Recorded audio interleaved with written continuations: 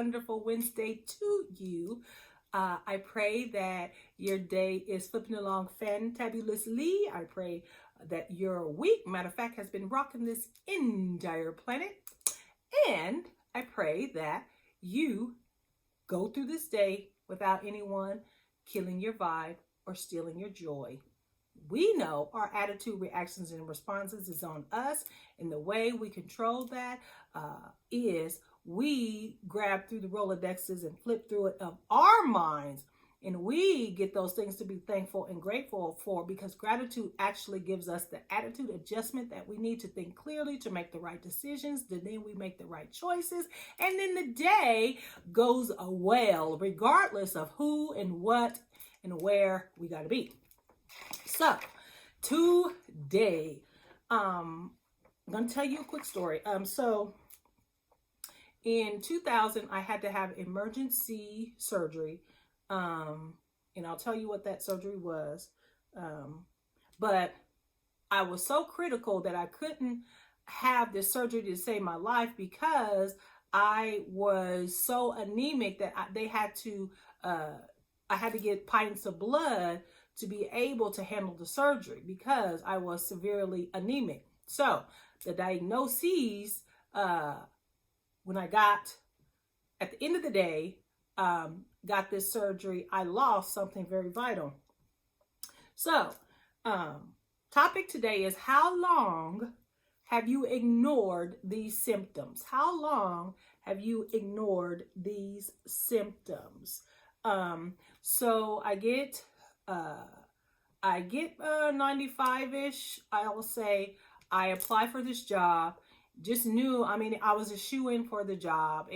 Everything was just really, I knew I had it. It was just doing the proper paperwork. And this particular job, you had to get a blood test, which I've never even had it since.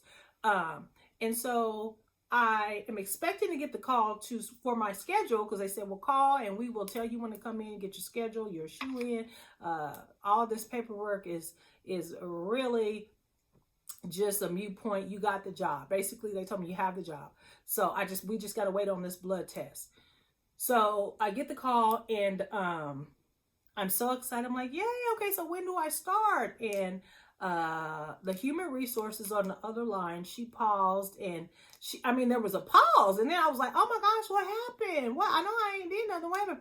And she said, you can't work anywhere. You need to get to the emergency room now. You are severely anemic.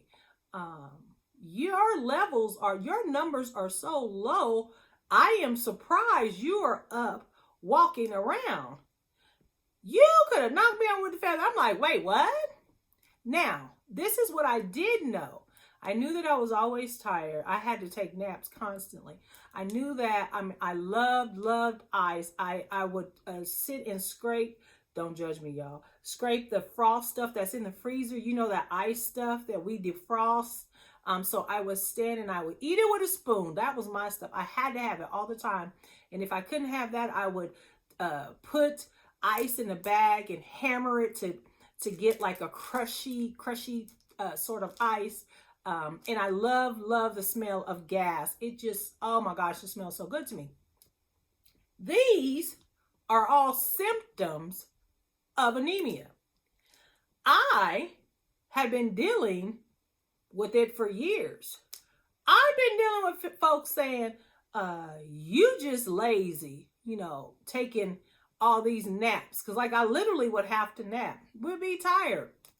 But I've learned to live with it. That's just the way I was. So I got a diagnosis, got some blood transfusion, got some iron pills, fine, going about life, still eating the ice, still loving the smell of the gas. Naps kind of, I got a little better, but going on with life. Fast forward to 2000. I'm just exhausted. I just don't feel good.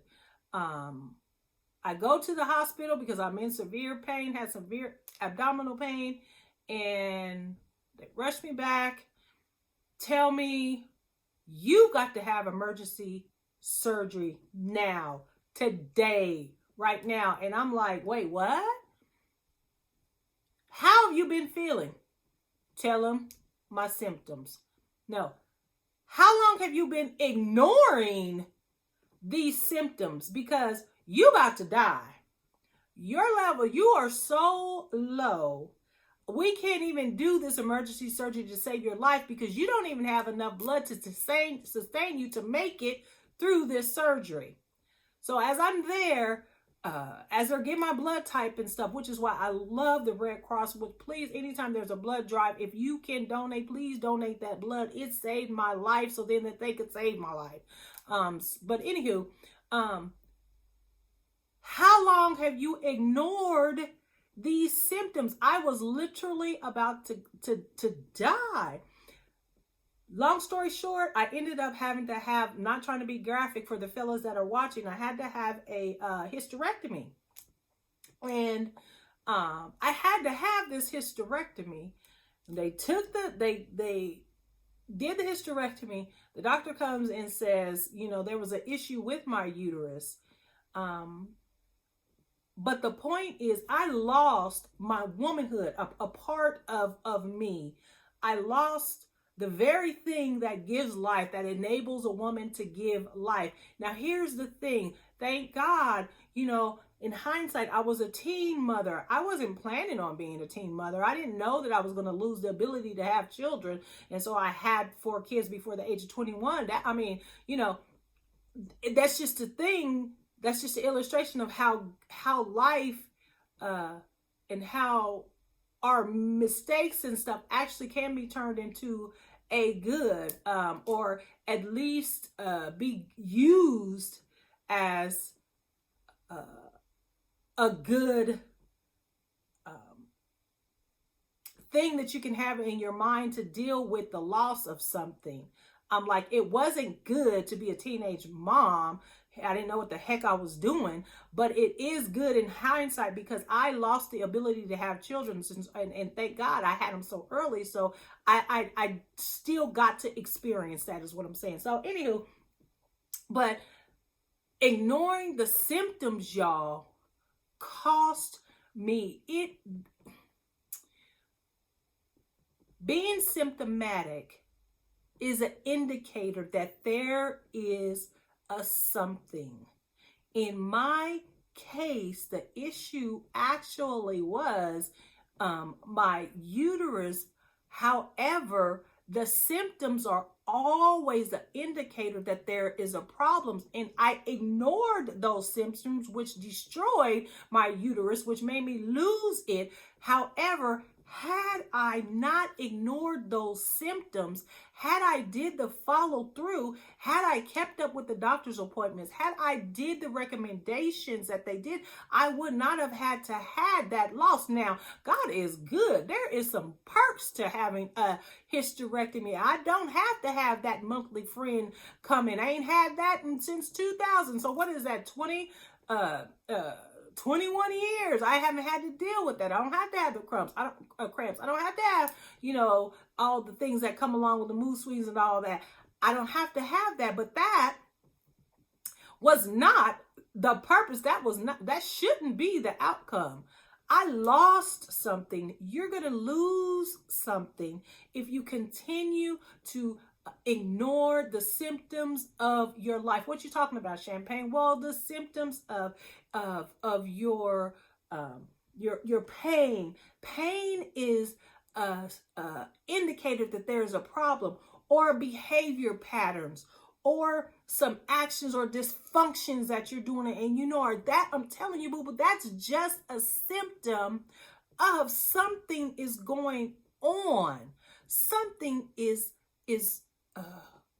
off in there, but you need to make a proper diagnosis to find out what it is. We focus on adjusting and living with the darn symptoms, and we can, but we live with these symptoms at the cost of destruction. at the cost of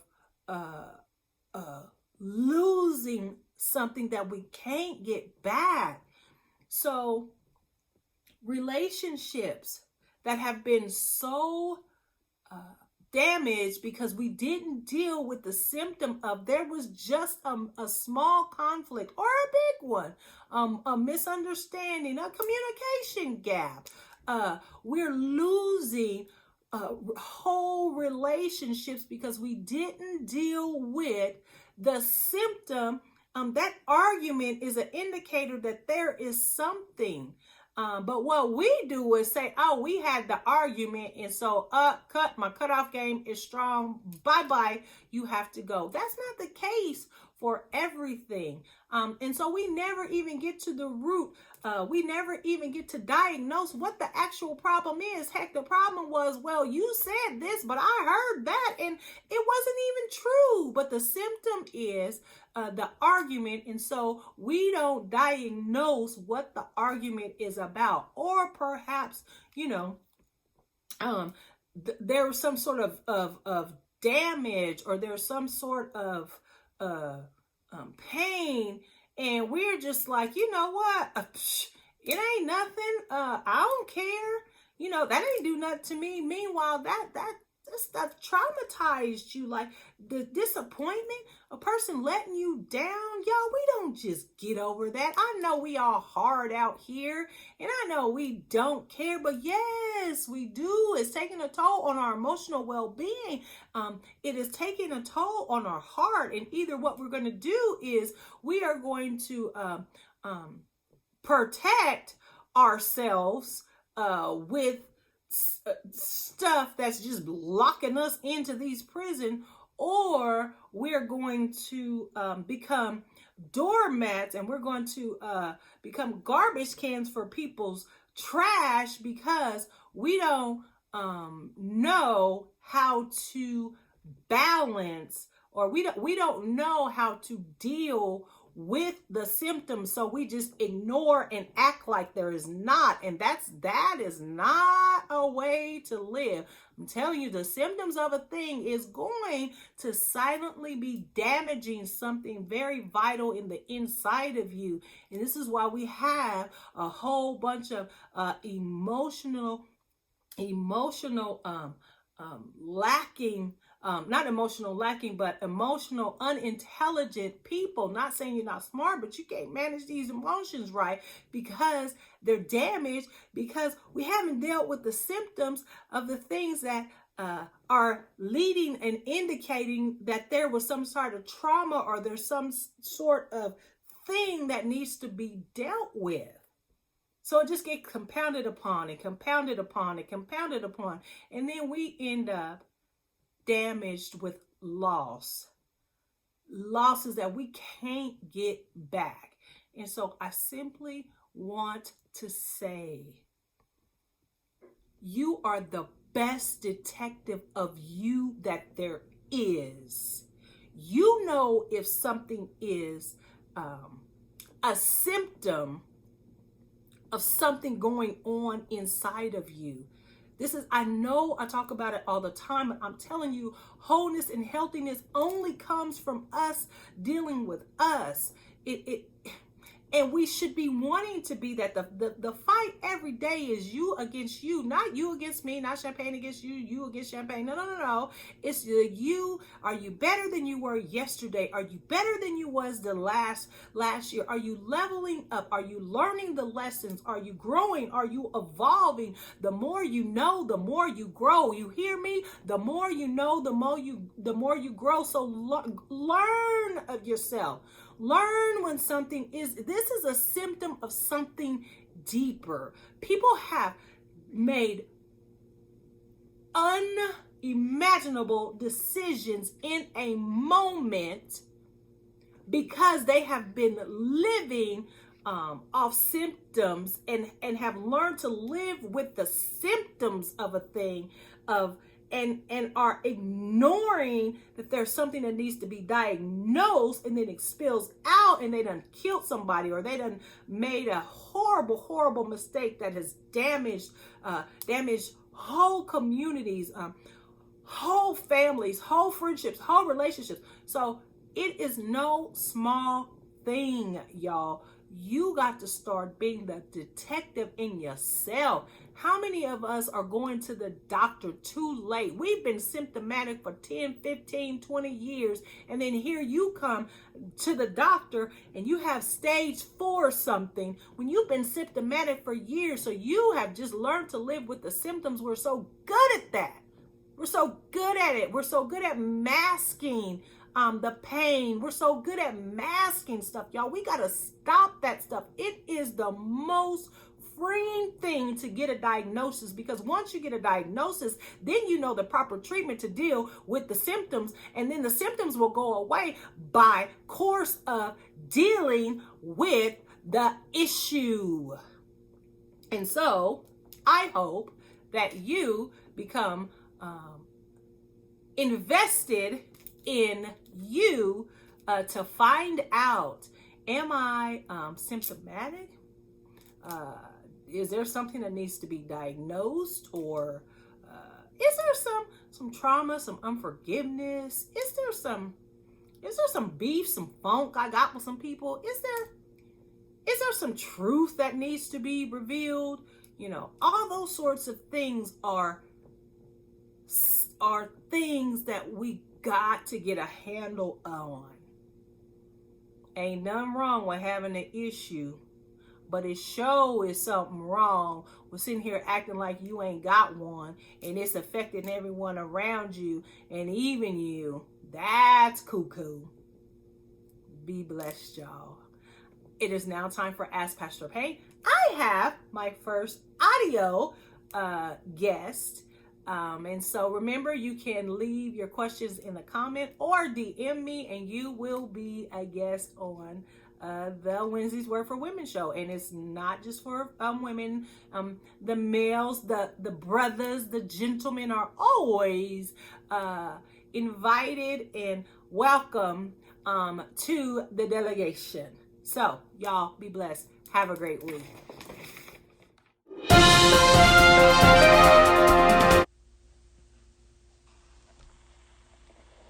My question is, how does a person let their light shine in this dark and evil world?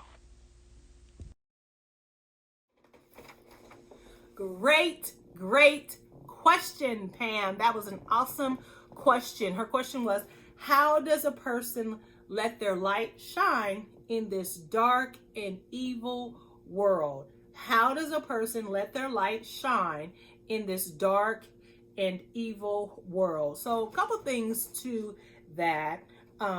First of all, darkness is the absence of light. So simply being a light is doing a thing.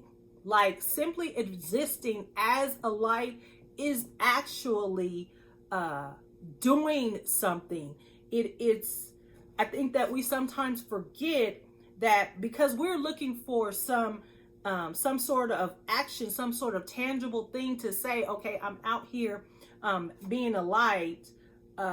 We forget that simply existing and being that light is actually evidence and help to this dark world. But we want a tangible thing that we can grab and say, okay, this means that I am being a light. I think we have to be careful not to be looking for results to gauge whether we are being a light, because simply being the light is an action. And then what happens when you turn on the light? When you turn on the light, darkness flees, right? So we have to understand that being a light means that we expose darkness. And so that's not going to be a popular thing. So we have to understand that how do you do it? You make up in your mind. Well, you not make up in your mind, but you come to grips with the fact that you're going to have to live counterculture. You're going to have to deal with the fact that you won't be liked by everyone. You won't be popular, but then you also have to not allow yourself to be consumed by the darkness, because once again, once you flip on the light, darkness flees. So you can't be consumed by darkness. Darkness actually is overpowered by light.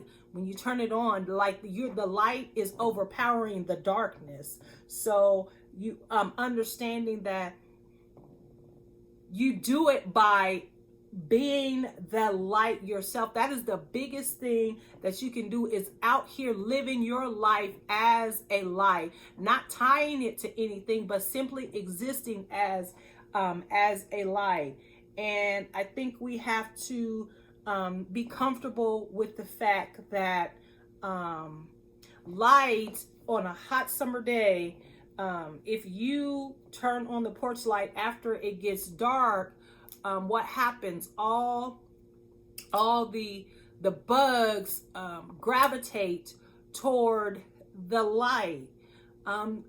We have to. How do we be darkness? How do we be light in a dark and evil generation? Understanding that the bugs of life are going to come to us. They're going to be drawn to us. So we can't. We have to be strong and secure enough in the light that was placed in us to then be a light to that darkness, which is going to be drawn towards us. We also have to be willing to be in the dark places. So many of us don't want to do that.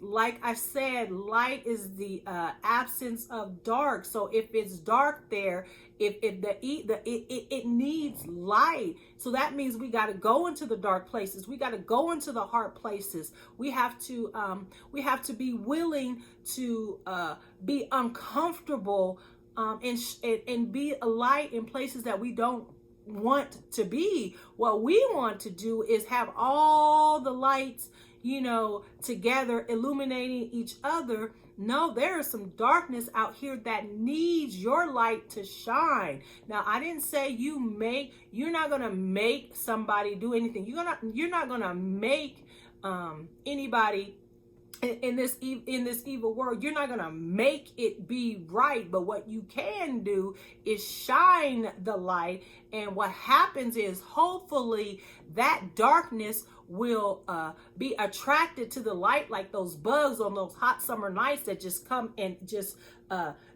bombard porches, trying to get to the light. So being a light is